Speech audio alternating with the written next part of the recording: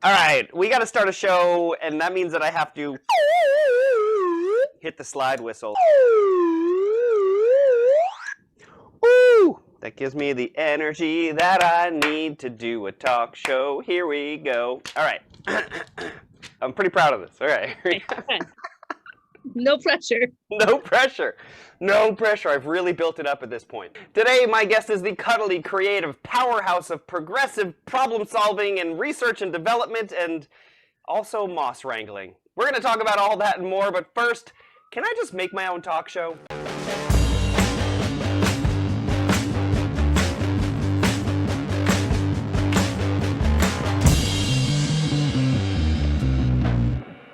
Well, apparently I can, and I just did. Hello, ladies and gentlemen. Welcome to the Dave Brenn Show, the only balloon talk show that has its own branded balloon stickers. That's right.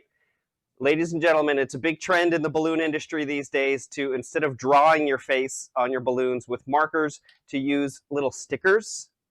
And I'm very excited because I have come out with my own line of branded Dave Brenn Show stickers for putting faces on your animals. So let's say you have made a cute cuddly teddy bear, just like this guy. Isn't he cute? Instead of using your Sharpie and like doing potentially a bad job, just use your stickers. Here, you have to peel off the backing just right and make sure you line it up. And there you go. Look, it looks just like the real one. It does. Isn't that amazing? Dave Brenn Show stickers. You can get these at popstradingcards.com. I thought of this. Is that legitimately a sticker? That is legitimately a sticker, yes. The Dave Brenn Show sticker, ladies and gentlemen. That is amazing. I need one of those for my laptop. I thought of this morning, and I couldn't stop thinking about it all day, and so that's what we got going on here. Ow! Okay, well, as you can hear, ladies and gentlemen, my guest today is Kelly Cheatle. She is amazing. She is a Renaissance person. She does all kinds of amazing things. We're going to talk to her in just a second, but first, the theme all month here on the Dave Brenn Show is, of course, gratitude. And I have been sharing with you guys some of the things that I'm grateful for during the course of the month. And this week, I am grateful for naps. Today was a big nap day for me. I napped for like 3 hours earlier today. And I mean, I've always been a fan of naps, but especially during quarantine and through just lots of therapy and also lots of reading and reaching out to people. Something that has changed in me during this is that I've stopped judging myself for napping. Mm-hmm. I've always had a lifestyle, I'm sure many of you do too, that just kind of allows me to nap more often than the average bear. Well, not bear. Bears nap a lot, but you know what I mean. And I've really kind of judged myself for it, but I've come to realize that, you know, sometimes I'm tired, and also sometimes I'm really active and ready to work at like 2 in the morning. Mm-hmm. And if I take a 2-hour nap at 2 in the afternoon, well, who cares as long as I get stuff done. So I am thankful for naps. I hope you can also remove a little bit of judgment from yourself if you find yourself napping quite a lot during the day. I am also grateful for my live Zoom audience. Every week I have a live Zoom audience here on the Dave Brenn Show. We're going to cut to the live Zoom audience right. Put your pants on now. There's my live Zoom audience. Let's see it, live Zoom audience. Yes, all of these delightful people come and join me every week. We even have a bunch of new faces in the audience today. We have Riley is here for the first time. We also have Sarah is here for the first time. Todd Neufeld. Wait, I'm not sure if Todd's actually been here before. Todd, if you want to turn your camera on, you don't have to. And also, and Jake and Renee are here for the first time. And also all the way from the UK, Danny Schlesinger is in the house. Yeah, awesome. And Sam Cremines is here, and thankfully he has his pants on. Good boy. I'm grateful for that. And of course, my guest Kelly Cheatle is here. Let's hear it for my guest Kelly Cheatle, ladies and gentlemen. I love that Those you're are- doing. This is applause in sign language. This is applause. It's also applause in Zoom language. I have learned. Yeah. Okay. So, live Zoom audience, as you know, every single week I have a balloon challenge for you, something for you to do in the background while you're listening to our interview. It is a one balloon challenge, and today's one balloon challenge is a little bit of a group effort, or maybe a group competition. I'm not sure. It's kind of got a little bit of a twist to it. That's Twist. what you did there. That was a bad pun. I'm going to blow the slide whistle for that. So, here is the challenge. The Cornucopia, very classic decor for Thanksgiving. Thanksgiving coming up just next week. I want us all to make all of the things that go inside of a cornucopia. So what that means is, out of one balloon, I want you to make an object that you would traditionally find inside a cornucopia, but here is the rub. Whatever you choose, wait, no, John, don't say anything in the comments yet. I see John just typed, I claim grapes. You might want to change your mind here in a second, because here is the thing. While you're doing your twisting, keep your twisting out of the frame, because if your item is duplicated by someone else, you're both disqualified from winning a prize. Ooh. So we are going for the most number of different unique items. If we have a tie, if we have like 2 or 3 people that haven't made a duplicate, then we're going to do a tiebreaker by Kelly and I trying to decide. And of course, as always, your prize will be a pack of Pop's trading cards. I decided to use one that shows the bare chest of a good pal of mine. I don't know why. It was just on the top of my stack. Gonna put that away. So either So everyone is going to make grapes or no one is going to make grapes. Yes. John is playing the long con here. Perfect. All right, so you have your challenge. Make an item for a cornucopia. Try not to be duplicated.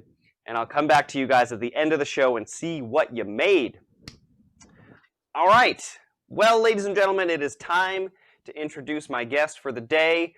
It is, of course, Kelly Cheatle. Hello, Kelly. Welcome to the show. Hey, everybody. Awesome. Thank you for coming. First of all, your background looks great. I love your shelving. This is the corner of the craft room I'll allow you to see. Yeah. Oh boy. Like a photo series of like, what's it look like on the other side of the Zoom camera? Yeah. That I can relate to that hard. I was talking about this last week. Like my entire living space is just crammed into a corner over there. There's seriously, if I measured this is maybe like 100 square feet approximately that I have dedicated to literally just shining lights on. I can't even walk back there. There's wires and stuff. This is useless space in my house, but I've dedicated it to a studio. That's the life of a balloon artist, I guess. Well, hi, thank you for coming. So because it's Gratitude Month, I want to start off just by asking you, in the midst of all of this nonsense, what are you grateful for? You know, it's so difficult to pick one thing, to be perfectly honest.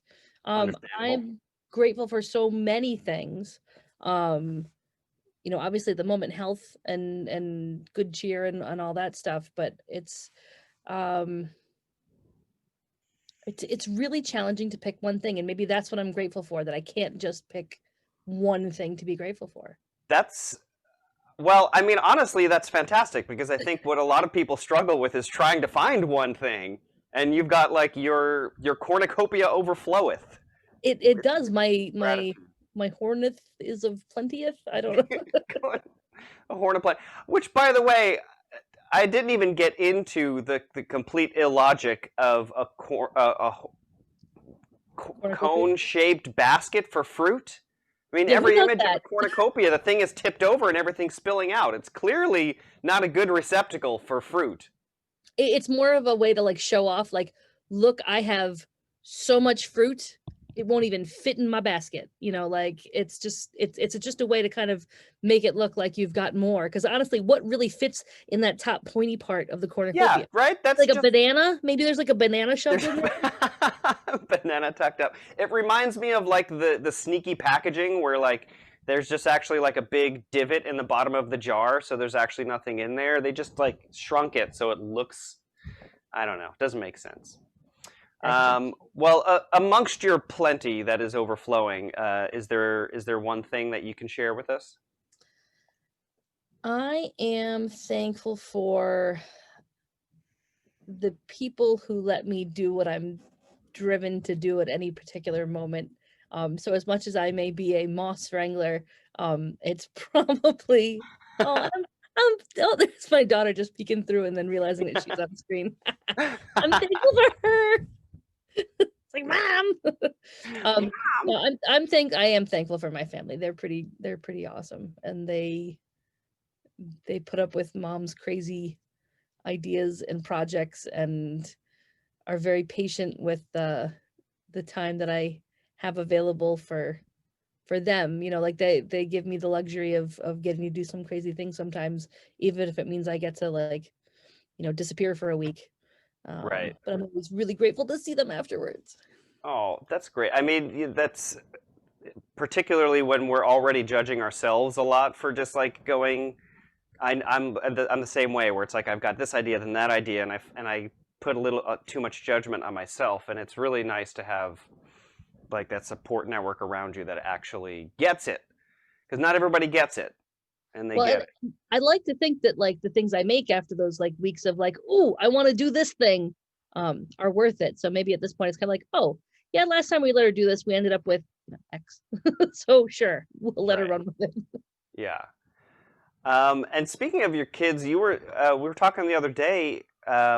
Two of them are old enough to be out of the house already. Well, one of them is old. Well, I mean, it depends on what you mean by old, ready to be out of the house. I mean, maybe they're ready to be out of the house. I don't know that I'm ready for them to be out of the house. Right. My oldest has his own apartment. The next oldest, we're working on getting him set up with one. So it's just kind of like, oh, my little ducks are like leaving the nest. You know, maybe they'll hang around for a while. It was funny because when they were like around 12 or so, we were chatting with someone and they were asking the boys, like, so where do you want to be, you know, in 10 years? Like, where do you want to live? And both of them independently said, I want to live in the basement. I mean, like, technically I'm in the basement right now and it's a pretty cool room, don't get me wrong, but yeah, that was kind of amusing. And so the person we were speaking with was like, what is in your basement? Like, why is this such a draw? So I don't know if they were just being funny and ironic or if they genuinely like wanted to hang out with my thread collection or something. Right. Well, I mean, if that room is part of your basement, I kind of want to live in your basement too. That looks pretty rad. I mean, if you know how some people are like apocalypse, not hoarders, but like preppers, doomsday preppers. Yeah. I'm probably like a doomsday craft prepper. So if anybody needs, maybe I shouldn't advertise this. If anybody needs a sewing needle, I'll set you up, you know. I definitely want you on my apocalypse team. I am totally the person to have. Like, if you had to pick your zombie apocalypse team, not to brag, I'm your girl. Like, I absolutely believe it. I think Renaissance person was definitely an apropos part of your title. I know you had like a Facebook post a few weeks ago where you were like, hey pals, what the heck do I call myself? What am I? What am I? And Rob Belchunas, there he is, came up with my favorite, which is Moss Wrangler. But you know, obviously that is. I really think that that's like reversed. It is a little bit reversed, yeah. How did that post go? Did you get any like good insight into yourself from that? It was interesting to see how different people, you know, I was actually genuinely looking for like what's a good description for what I do. You know, not like I'm looking for a job, not like I'm looking for anything in particular. It was just like, I don't know how to describe myself succinctly, you know, in a universal manner, let's say, because like depending on the scenario, I mean, we all have different personas and different places that we kind of exist, or different bubbles. So, you know, a lot of times like designer, or like design is usually the thing that's kind of overarching in all of them. But it was just interesting to see how different people perceived me and what I do, and that sort of thing. And I meant to look up that post again to see what was on there. No, I can't remember. Forgetful. No. Add it to the list. Add it to the list. Yeah, we had, well, what you and I came up with was cuddly, creative, powerhouse. That was one I think I added, but I think you added. I don't want people to think like egomaniac is on this list either. You No, know? no. I've added a lot of this. Research and development, problem solving. I put progressive powerhouse of research and development. I think I read it backwards when I actually did the intro, but yes, I love problem solving. I don't even like calling them problems, because they're just like, this is an opportunity to do something differently and possibly to do it better than it was done before. And there's lots of people don't necessarily like to change. You know, if something's working well enough, they'll kind of leave it alone. So when things are broken, that's the prime time to get in there and shake things up, because they're like, well, it's broken. You got to fix it. You're like, oh, I'm going to fix it like this. Right. Well, there's your problem. There's your problem right there. Exactly. No problems, just challenges. Exactly. Yeah. And you're the kind of person that likes to like come up with a method, figure out how to do a thing, and then show people how to do it. Absolutely. Like you've been working a lot on, yeah. I was gonna say, I do not, I love the design piece, and to a certain extent I enjoy production, but it's more about figuring out the system to do something, and then just like, okay, now go make it work. You know, like here's how to do it. Just now go run with it. I don't want to sit here and cut out 500 of these. Yeah, it sounds like what you need is a team of Oompa Loompas. I would probably do really well with Oompa Loompas. Yeah. I would make sure that they unionized and, you know, got time off, but they would be fantastic. Right. I like that you added, make sure that they unionize. Make sure they unionize, you know, make sure, because like that factory, that was just like a nightmare of OSHA violations.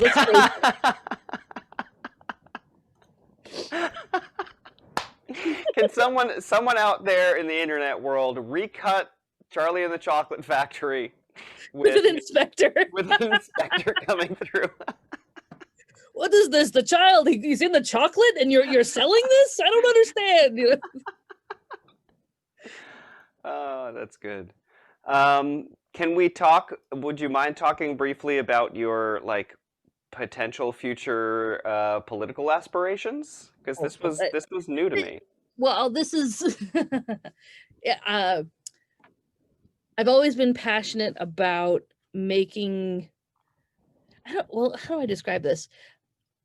I was surprised, let's say, at how things that I was taught or things that I experienced growing up weren't really what was out there in the real world. You know, it was like, I was told, oh, it's like, oh, everyone can vote and everyone can do this and everyone can do that. And it's like, well, actually, that's not really how things are happening. So I just want to make sure that everybody has access to that sort of thing that we've been promised, you know, like, I want the world, you know what it is? I think it's because I was such a fan of Star Trek, The Next Generation. Yes. I see that, and I'm like, we could have that if we all could find a way to work out together. You know, like you can't get there without cooperation. So how do we get people to like cooperate now so my great grandkids can be on a spaceship if they want to, exploring the cosmos? So it's probably a little bit optimistic, you know, considering. I relate to that so hard. I was the same. I was a Next Gen fan, like from an early age, and also just always had this thought of like, actually when I was a kid, I just assumed that was what the future was going to be. I didn't even think that it was like a fantasy or a fiction TV show. It was just like, oh yeah, that's what it's going to be. Yeah, Eventually. I mean, we have iPads now. Yeah, we do. We do. But so as far as political aspirations goes, Yeah. you know, I was contemplating a run for county legislature, and then Larry and I recently found a new housing situation, which will be very cool, but will move me out of the district I'm currently in. So, you know, so it's not necessarily off the realm of possibility down the road, but we'll see how things play out. Because I really like I'm a creative problem solver, and I like working with people to get stuff done, and I want to make sure that things are done equitably and fairly.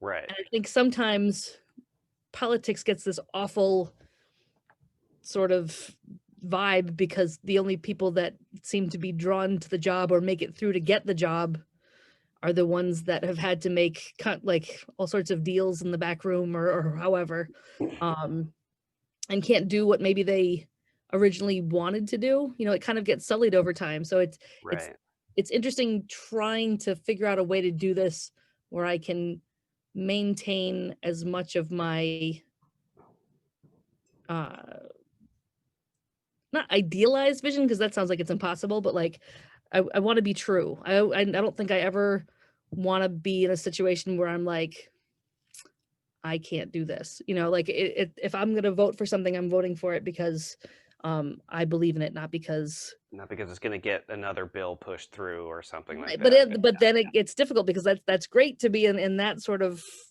mindset. But there's also like the reality of like, if we're going to get here, we have to get here first. So it's a long philosophical sort of deep discussion of like not letting perfect be the enemy of the good, but also how do you maintain that good in your long-term vision to make sure that you can get there. So yeah. Well, maybe it'll be I'd vote for you. And we had some fun comments from that. First of all, Riley said that she's unionizing Aragami. I don't know if you need to look out for that. And Rob says Cheatle 2024. I'm all about that. Let's do it. Anybody that wants start your fundraising yesterday. Actually, you know what? When it comes to, so if I do decide to do this, I'm hitting up every single one of you because it is insane the amount of money that goes into these campaigns. And that's part of the problem is that like you need a certain amount of money to run. Although at a certain point, like now I think they're just asking for money to ask for money. Right. You know what I mean? Like, oh, you need to raise more money. It's like, how much money do you really need to run for this particular level of office? Like, do we really need $5 million to run for this? Right. I could go off on a tangent all day long about like, well, I don't want to bore your audience on like, you know, campaign finance reform and all that. Well, I think it's fascinating just the idea of it because, you know, obviously when I first met you and when anybody here watching first is introduced to you as a person, we're probably introduced to you in the realm of balloons and balloon art. And like since the day that I met you, I feel like I've every time have learned something new about you, and it has had nothing to do with balloons. But in seeing it, you see the relation to how you approached whatever balloon art and design that you did connected to like this kind of overarching actually, when Larry was on the show, he kind of had a similar, you know, thing to say about what balloons meant to him as an artist, in that they were like a thing that he used, but it was in service to a bigger vision, which I think is what makes what you do so interesting. And actually, speaking of Larry and you and Moss Studios, I wanted to kind of ask me. Wait a minute. What? Moss Studios? When did this happen? I don't know. I just wrote that down on my list. I don't know why. See, otherwise, I'm heading upstairs. We're gonna have Aragami Studios. I apologize. That'd be one way to drop it, though. Can you imagine that? Like in the middle of a talk, to be like, "By the way, you're fired." Aragami Studios. I know you guys, obviously through the pandemic, a lot has changed for you. In fact, a lot of our audience members probably don't even know necessarily what Aragami Studios is, what you guys have set up over there, what you do. Can you tell us a little bit like what it is that you have done at Aragami Studios, and more specifically, kind of like what you're working on now to like through the pandemic? So the classic short version of what is Aragami is, we're a creative team that creates large scale installations, fine art illustrations, fine art and commercial illustrations, and stop motion animation entirely out of balloons. And really the overarching theme through all of that is storytelling. And we're using the balloons as a means of telling whatever story we happen to either be passionate about telling or hired to tell. To be perfectly honest. And since the pandemic, this is where the political hat comes on a little bit. Like I saw a paper like it was like the first week in February, maybe it was the end of March, about the pandemic, in the other parts of the world, and they were talking about the possibility of like how this could possibly transmit, and like these numbers that were like insane, like 200,000 people and this, that, and the other. Back in March was a big number, still a big number. And I don't know if you've ever played the game Plague Inc. Has anybody ever played that? Yes. Oh yeah, you play that game, you know what they mean by like shut it down, because the second you play that game, and you're like, you see the little airplane start going from like one area to another, and the little disease like hops on the plane or hops on the little chip, and you're like, so the first time I played that game and actually won that game, like you basically destroy all life on the planet, and you're like, or human life. And you sit, like I sat there and I was just gobsmacked, like totally like existential crisis, like, oh my God, that was really easy to do that. Yeah. And it kind of was like this like recognition, or repeated recognition, remembrance of how fragile we are. So I was like, okay, we got to get people to stay home. Like we gotta, and I handed that paper over to a studio mate of ours who is a mathematician, and I said, okay, I think I'm following what's going on in this paper, but can you like take a look at this and just make sure that I'm understanding it? And he started reading the paper, and then he turned white, like all of the color like drained out of his face. Whoa. So right from the start, I kind of got, I don't want to say like I got a head start on everybody else, but like you knew this was a BFD like way back. So like it gave me the benefit of kind of processing that sort of dread maybe 2 weeks before everybody else. So by the time everybody was hitting that existential dread, I was starting to work on masks and like to put it into slide whistle terms. Kelly went. Sorry, I'm contractually obligated to get more slide whistle into the show. More slide whistle. It needs more cowbell. Yeah. Well, I do claim that I have 10% more slide whistle than any other talk show, so I have to just make sure I fulfill my quota. Anyway. See, we said we weren't going to do math, but like if you have 10% more than any other talk show. Yeah. If they have 0 slide whistle. Kelly, I really don't appreciate you bringing logic into my slide whistle argument. But anyhow, so I started, I think all of us, we all have quirks and whatnot. And so I do have a certain level of anxiety just in general, but it's the sort of, I like to call it productive anxiety. So like I try and figure out what are all the things that could possibly go wrong and come up with solutions for them before they go wrong, which makes me like a great person to like set up an event, because like I've already anticipated the 15 things that could possibly go wrong at this event and have a plan B for them. And when you're working with balloons, you really have to have 15 backup plans because they're balloons. So I've been like, the first thing I started on was coming up with a simple mask template like design that could be made by folks, and then I made an even simpler one that for people that don't sew at all, like this is how you could reuse a t-shirt. And then I started thinking about like, okay, once we have masks on, what's the next problem on the list? And the next one that I saw was that You know, when you've got a mask on, oh, actually, there was one in between. So okay, I'll back up a little bit. So I'm looking at this little pile of stuff I have over here on the side. At one point, it was, you know, there wasn't enough PPE, personal protective equipment, available for anybody. So it was like, how do we like protect? We didn't know, you know, how everything was transmitted. Like we had some ideas, but we didn't know all the things. So I came up with, and you couldn't get any like N95 masks. So Right. like we all had, you know, not we all, these were some of the things that were available, but Yeah. you know, this kind of mask, you got the little pocket, like it's not a good seal and this, that, and the other. So I actually filed my first provisional patent on this lovely little thing, which I made available to like the universe with the open COVID license. So if anybody wants to make it, there's a YouTube video. But basically it's a mask frame that sits over a surgical mask or even just a piece of filter material.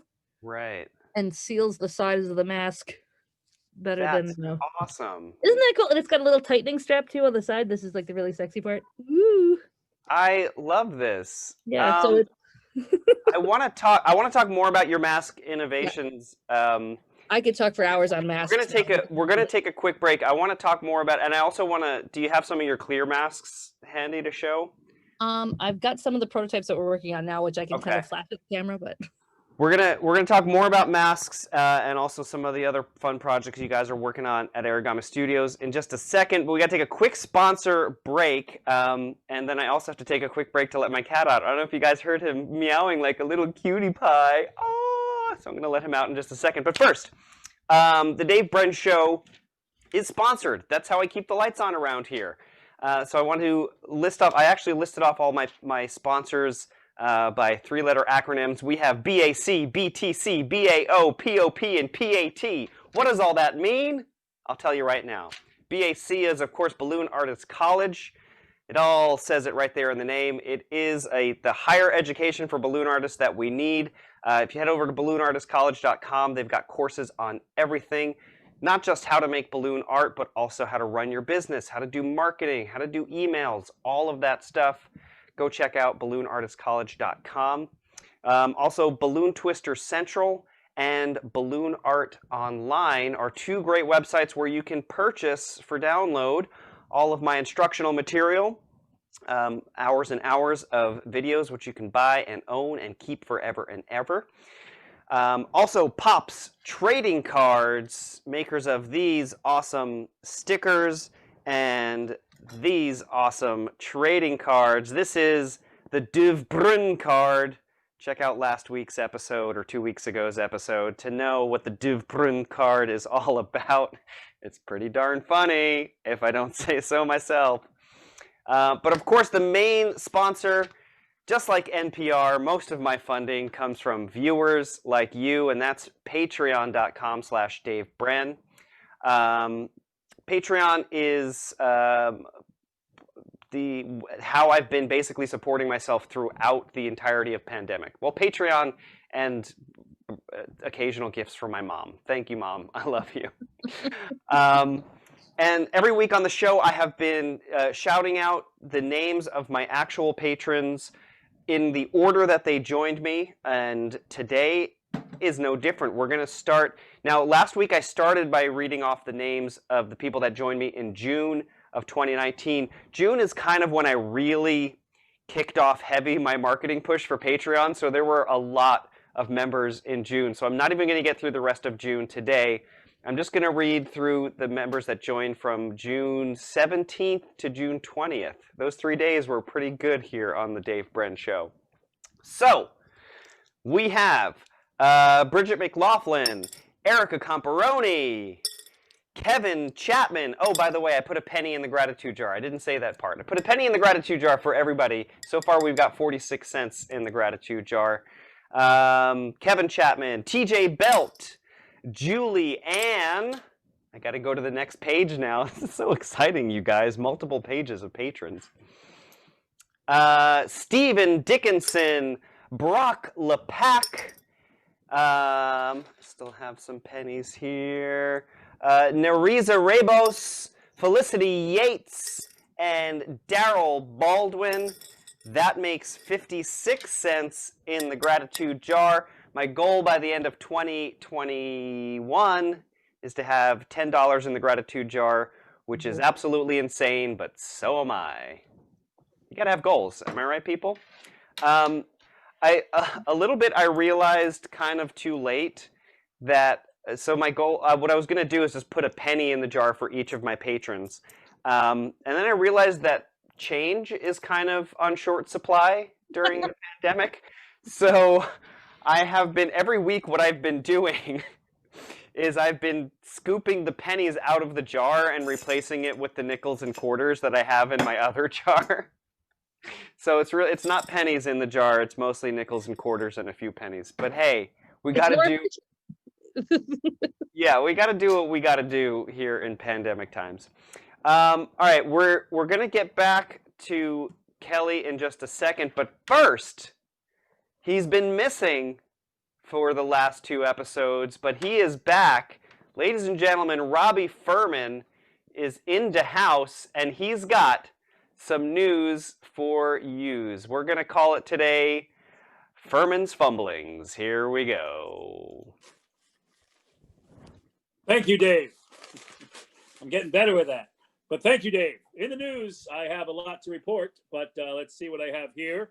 I'm looking at my notes here. I got the timer going. I got 5 minutes or less. So in the news today, we want to let you know that Guido Verhoeven had a wonderful show last week. Over 200 people were actually watching his show from the Netherlands. And if you have not had a chance yet, Guido Verhoeven is doing a live Facebook Live every other week, I believe it is. And he had a great show, great following, learning a lot of different things. So check that out if you get a chance.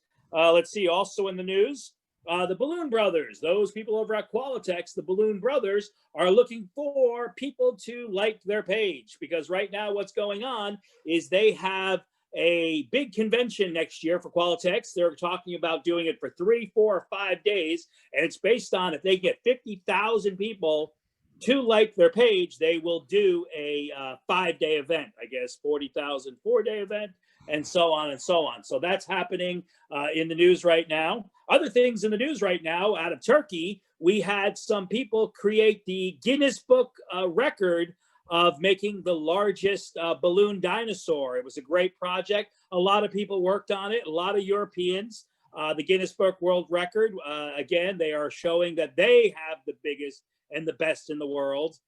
But again, a lot of people were interviewed about doing the Guinness Book World Record. One of the people that did it, also part of the team, was Guido Verhoeven.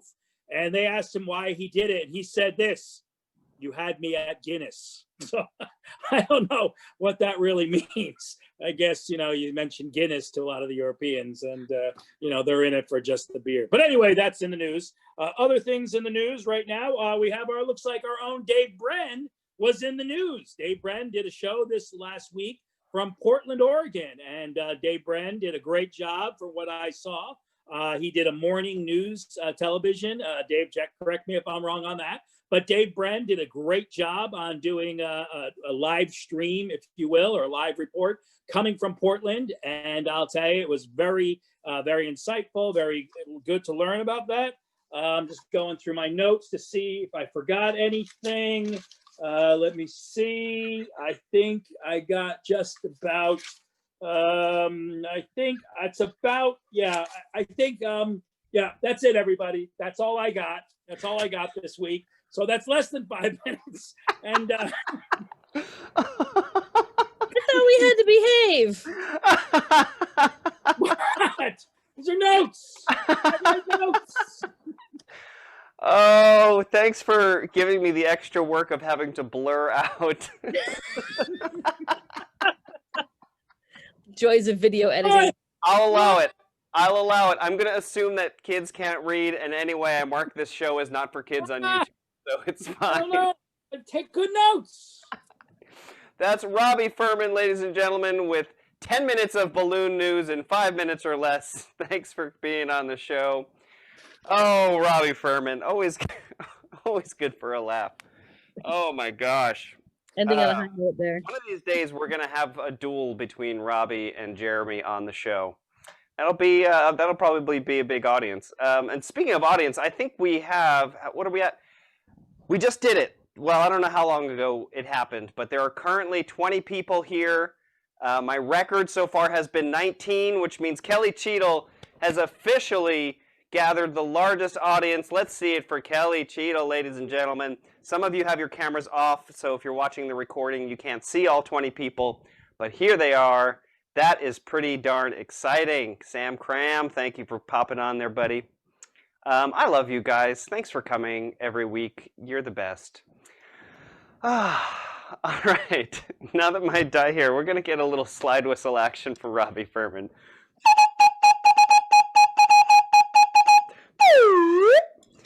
That actually sounds like a great intro. That's a good. I know. I should have done it at the top. I for next time we constantly improve. The show is constantly evolving. That is correct. Kelly, yes, all of that nonsense. We were talking about your mask innovations, and I want to really talk a little bit about your clear mask innovations. We could talk a little bit about that and kind of where that idea came from. Sure. So, I was mentioning that this was the sign for applause in ASL.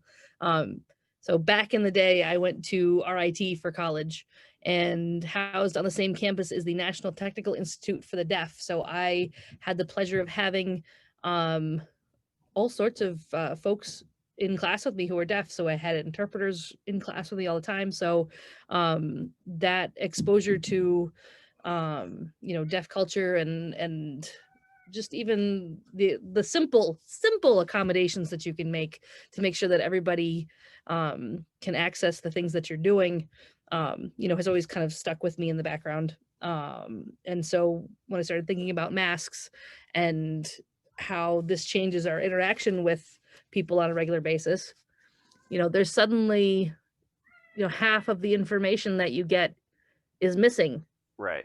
That's not even just for people who are deaf, but people who maybe speak a foreign language or don't speak, the general language, and are trying to learn from, lip movements, or even children trying to understand, can you imagine what it's like for, say, like a 1 or a 2-year-old who's just finally kind of starting to get out in the world. Right. And now that maybe their parents are letting them go out in the summertime, everyone they see, if it's not inside their home, is covered by these masks. So that sort of interaction is really a strange one. So I started working on coming up with a way for people to make a clear panel inside of their mask that was fast. Right. Because I'm all about that, like, speed of production, even though sometimes I get lost in the details myself, but like I know that like sometimes things have to get done simply if they're going to get done at all. So I came up with a design that only required cutting 3 pieces for it. And it tested all sorts of different fabric, all sorts of different clear panel materials, and came up with a happy turtle mask. That was the name of it. And I shared that on a website that I had started at the beginning of the pandemic called the Antisocial Art Show, which was the the thought Great there was that we get people to create artwork together, but separately, like physically separated with each other, take advantage of all the stuff that you've got around the house. I don't care if you're playing with your food. I don't care if you're knitting. I don't care if you're coloring in a coloring book. Just take the time that you always wanted to have and use it by creating something, and then share what you're creating with everybody else. So we have a little Instagram account, antisocialartshow.org, or Antisocial Art Show is the Instagram handle. I have to fix the stupid plugin on WordPress because apparently they got busy updating things. And now I'm actually going to be jurying a show for the local Contemporary Art Center that's featuring work that was made in the Buffalo, Rochester, Syracuse area over the last several months since March, since the pandemic. So that's going to be an interesting show. I had joked that like it would be great to do a retroviral retrospective after all. So I'm looking forward to seeing the pieces that were submitted for that. So that'll be really cool. But So I did the Happy Turtle. I still kind of kept dabbling with it because, you know, it's hard having a clear panel in the middle of a mask because, you know, these are actually fairly easy enough to breathe through. But Right. once you start introducing, like, you're reducing the square footage of, you know, breathable material, square inches of breathable material in a mask. And so it can cause difficulty with like humidity building up, or you know, even sound attenuation. When you put on a mask, you know, this muffles my voice a little bit, but as soon as you start putting something clear in front of it, it's not getting a chance to transfer through.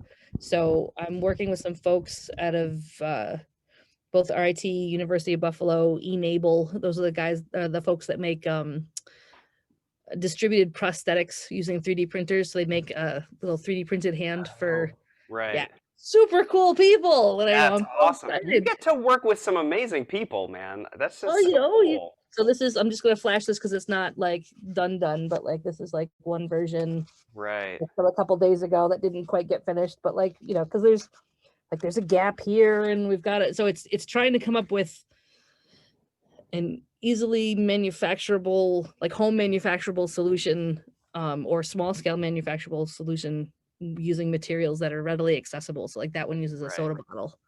But it's fun. Like it like gives my brain something, like that's something for that squirrel to run around in a loop and think about. Right. If you don't exercise that squirrel, man, it's gonna be a real problem. My squirrels are ready to like run marathons. Me, not so much, but the squirrels, they're on it. Yeah. I don't know if you can see in the background, but my cat is getting ready to run a marathon behind me. Oh no. He can deal with it. Well, he's the producer. He's my producer, but all he does is chase bugs and want to go outside, so he's not doing a great job. So you know what, Dave, you had talked about how like every time we talk you learn something new. Did you know that before I met Larry, you know, like we build like giant things, like the balloon adventure was like 5 stories tall. We did a giant space shuttle, this, that, and the other. Before I met him and started working with him, all of my work was like small enough to fit like inside my hand. Like nothing got bigger than that. Yeah. So I actually dug up and I found a few things. So hopefully my camera will show them. So this is a little tiny show and tell. So just for example, oh God, I don't know if I can. Okay. So this, I actually threw this on a wheel and it's got a lid and there's, it's tiny. You can even like get inside of it. I don't know what you'd store in it. Maybe like a little pot. That's so cool. And then I would also do micro crochet. And so for scale, I would put things on a penny. So there's a little tiny bird waving from a little nest. The nest is a button that I thought was cute. And then adorable. This one was tiny Yoda. Baby Yoda before Baby Yoda was cool. Before Baby Yoda was a thing. I was like ahead of my time. So like, yeah, so tiny. That's and then I met Moss and everything kind of blew up from there. Literally. Balloon pun. You know how I love balloon puns on my show. Look, I gotta slide myself. So yeah, and actually I'll show you this was probably one of the larger pieces that I made. It's still small. So it's like it's the tortoise and the hare and the finish line. But it's kind of funny because you can see some of the storytelling that Larry and I incorporate in our big installations is, you know, it's so here. It's like this whole little complete little happy story. Cool. So now, aside from the masks and aside from the political dabbling, the studio had to do like a serious pivot because we went from like, yay, this year's looking good to like, oh, what do you mean you're canceling? Oh, you're canceling. Oh, you're all canceling. To trying to figure out, okay, what can we do locally? And we came up with, we were doing like lawn deliveries right from the get-go. Because I figured, you know, like we don't know how the COVID spread. People still want to feel joy. They still want to have a reason to kind of celebrate. There's going to be like birthdays and stuff. But we want to keep people safe and we want to keep us safe. If we plant balloons in the yard, there's, you know, we're keeping our distance from each other. Right. Let's do this. So like the first month we did it, it was great. And then And then, like everything else started to open up, so we weren't the new girl in town anymore. But but what we have been doing, I mean, we're still doing some delivery work, but we've been focusing more on working with other local artists to create online footage. Like Larry does a lot of work with teaching artists, so like the artists that would go into a school or go into a group situation and either use performance to teach something or just perform something and be in front of an audience and celebrate. And so trying to get those, I really, I'm going to give shout out to my husband. Hey, honey. Larry. Hey, Larry. No, I really appreciate the way that he's taken again, when we're talking about like, it's not a problem, it's a challenge, it's a new opportunity for something new. Right. Really looking at how you can use this space we have here on our screens as a new way of delivering content, a new way of interacting with people, and how do we use the tools that we have and translate them, not just recording a stage show and sticking it on air, but like how do you use this space as a new stage? Right. So he's really working with a lot of the local artists to help them think about that and transform what they've got into something even better, or different. I mean, maybe it's not better, but like really cool. Right. Because it is a brand new environment, right? It's really not. It's not a thing you can just transport old material. Yeah, I mean, it's like the difference between having a stage with a proscenium and a black box stage and no curtains. Like it's just a different thing. And so we've been working with a local artist, Almeda Whitus, who is like a local, actually more than local treasure, just like absolute fabulous person, and doing some longer form pieces in the studio. And then we're also trying to develop some shorter content for to be integrated into like school classrooms, because it's tough out there with these poor teachers. This whole situation drives me bonkers only because we spend so much energy trying to replicate our previous concept of what normal was instead of like, hey, you know what, right now this is the situation, what's the best we can do with what we've got that doesn't drive us all bonkers. So yeah, so we like, we've got the two younger ones are home, they're going to school but just virtually, because I was like, I think what's going to happen is Thanksgiving is going to hit and it's going to get a lot worse, and then Christmas is going to come and they're just probably going to go remote anyway, so why don't we just keep them remote, and then that way I can be pleasantly surprised and send them back to school when I'm wrong. Right. Yeah. Pretty good. I mean, I don't want to be right, Right. But yeah, right now I don't know how long they'll be. I don't know, maybe they'll surprise me. Maybe folks will turn it around. Fingers crossed. We shall see.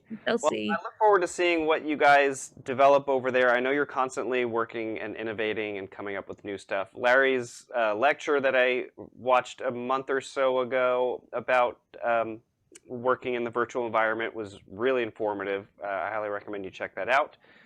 I'll put a link to that in the description of the video.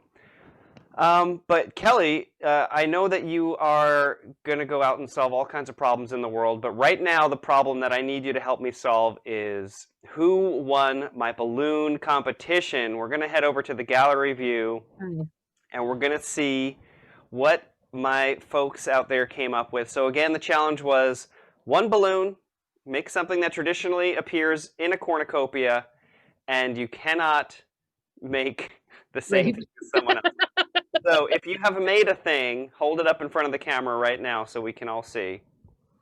And let's see what we got here. Okay. I'm going to see if I can spot duplicates right off the bat. Oh, Jake and Jill went up the hill and they both found a pumpkin. So I'm sorry. Beautiful pumpkins, both of you, but you guys are out. Let's see. Are there any other pumpkins? I'm not seeing any other pumpkins. Okay. Danny has made what appears to be a pear, a star-studded pear. No, you can unmute yourself to explain what it is that you've made. It's a star fruit. Oh, a star fruit! Danny, that is, oh man, that's good. Robbie, it appears, has made a cabbage? Yes, one balloon. One balloon. That is one balloon. Is that a 660? 646. 646. I know how you did that, and if you want to learn how Robbie did that, you're going to have to contact him directly for the secret of that. That's very good. Let's see. Renee, what did you make? Is that corn? Corn on the cob? I don't see any other corn on the cob.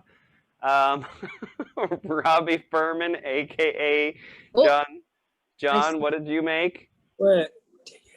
Well, John, first of all, why is your name listed as Robbie Furman? Yeah. Flattery. Oh, okay. Perfect. Got it. What did you make? So I made the most exotic thing that no one would know about, a carambola, also known as star fruit. Oh, no! No! Are you kidding? Mine looks like a star fruit. Even though they look very different, unfortunately. He has the UK version. Yeah. Okay, I'm going to let that slide. Mine has no VAT. Sam Cram, what did you make, buddy? I have a, let's see, am I on? Yeah, I'm on. I have a squash, yes. Squash, okay. And Sherry, you made an apple. Hold it a little closer. Yes, you made an apple. Oh, Ron also made an apple. Oh, no. Sherry and Ron are out. Sorry, Beth. And Rob Balchunas, as usual, has made an ode to to Suzanne Herring by not twisting. Oh, what did you make? Wait, what is it? It's virtual. It's not even real. It's an Oompa Loompa. It's a Loodle. Oops, sorry, I muted you accidentally. Unmute yourself. So I made Robbie Furman. And you say you've never seen Robbie Furman in a cornucopia? Well, check that link. Oh my god. Oh, I want to see this. He put a link in the chat, and I'm afraid to click it. Todd, RedTube? What's RedTube? Wait. I'm clicking. Todd, unmute yourself. Wow. Wow. Don't click on the link. It's not as bad as it could be. Okay. Yeah, I gotta get back. Todd, what did you make? I made a pretzel. Okay, out of One balloon. It's And got air. It's one balloon. Oh, and a pretzel. Okay. Well, unfortunately, I'm gonna have to disqualify you for using an actual pretzel. That was not part of the rules. You said one balloon. Nothing about it. Pretzel. Well, so now you could, Dave, you could come- argue that, Yeah. that one balloon that Todd has, that's actually a worm, which could entirely be inside of a cornucopia. That could indeed be in a cornucopia. All right, did I get everybody? Has everyone that made a thing shown their thing? Did you get Janice?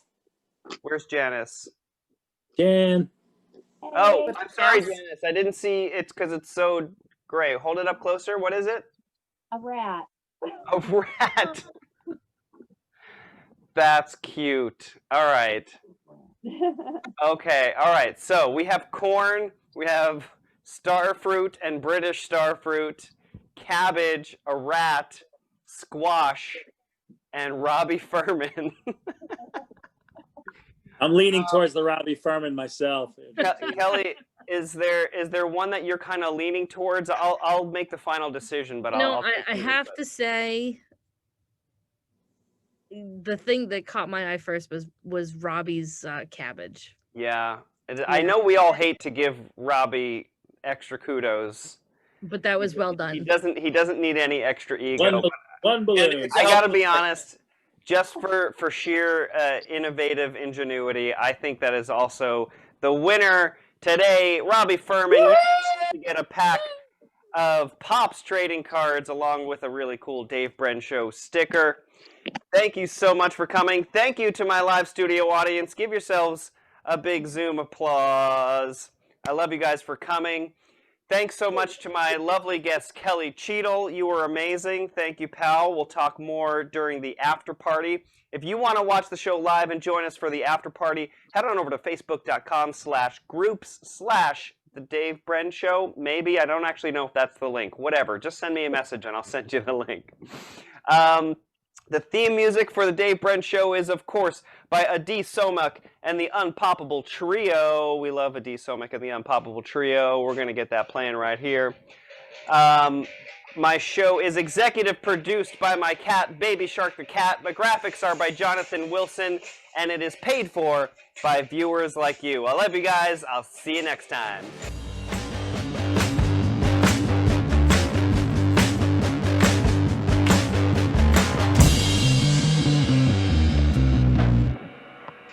Woo! I really love your Great graphics. show, like ladies that. and gentlemen, we did it! Woo! Woo! Dave, I really like your graphics. Thank you. I literally, Jonathan Wilson, I sent him those 3 pictures of myself, and I had like a 5-minute conversation with him, which was, I kind of want it to be like a late night talk show intro, and he's like, I gotcha.